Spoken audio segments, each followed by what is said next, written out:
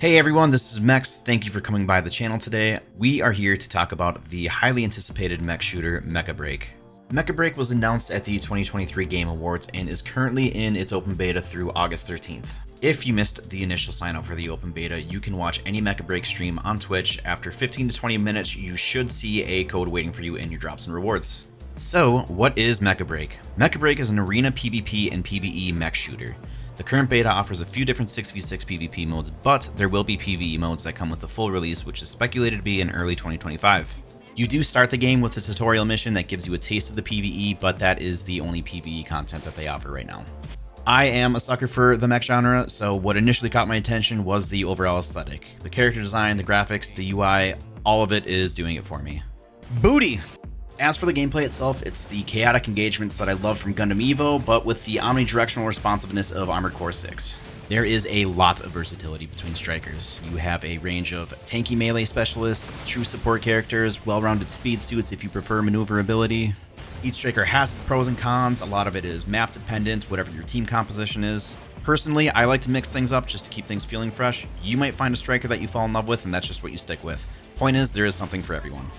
There is also a healthy amount of overall customization. You can edit your striker and pilot, you can tailor your HUD specifically to you.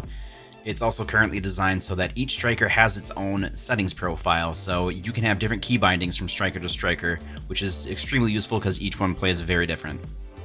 There is also a battle pass and challenges that are limited for now, but it's safe to assume that these will be avenues for unlocking additional cosmetics and or currency at full release. Some of the challenges that I'm seeing with this game are the connections, performance, balancing, things that you would expect in an open beta, things that'll probably get ironed out before the full launch. The UI, although pretty to look at, is overwhelming at first. It definitely takes a little bit of time to get used to it.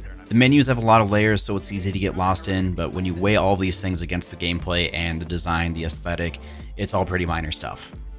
Then there is the burning question of pay structure. Now, take this with a grain of salt because this is based on the discussions that are happening within the Mechabreak Discord, but it is my understanding it will be free to play with microtransactions. In conclusion, this game has a lot of potential. Will it be disrupting the esports scene and become a global phenomenon? Probably not, due to the mech genre being relatively niche.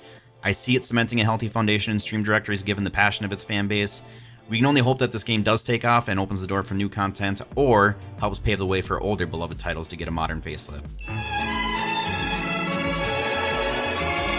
As is, I am giving Mechabreak a solid 7 out of 10, but with PvE content on the way with the full release, I can see that score going up. Thank you all for watching. If you haven't already, please hit that subscribe button. You can also find me on Twitch, Twitter, and TikTok. The links are in the video description.